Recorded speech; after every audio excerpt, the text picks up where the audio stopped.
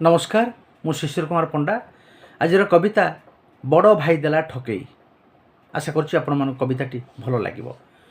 मु सान भाई किछि पाई नाही, मु सान भाई किछि पाई नाही, बड़ भाई देला ठकई।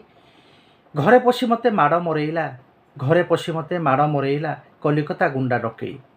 बाप संपत्ति भाग देला नाही, बाप संपत्ति भाग देला नाही, करिनेला निज नारे। डिसी मिले जमी छाड़े नाही मते, डिसी मिले जमी छाड़ी नाही मते, कोठी केमिति गाँव रे। अवश्य करिछि मनीष मते से, अवश्य करिछि मनीष मते से। पाठ दी अक्षर पढ़ेई बड़ हैला परे एबे मो साथेरे, बड़ हैला परे एबे मो साथेरे नीति करुछि लड़ेई। सेतिपाई नुआ घरटे करिछि, सेतिपाई नुआ घरटे करिछि।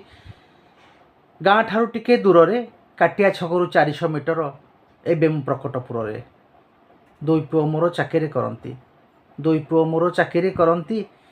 बाहा भी सेमाने हेलेनी, नातुणी गोटे नाती भी गोटे, कोଳରେ मोहर देलेनी। अभाव सिना मो नाही किछि एबे, अभाव सिना मो नाही किछि एबे, हेले दुख मोर रहिला।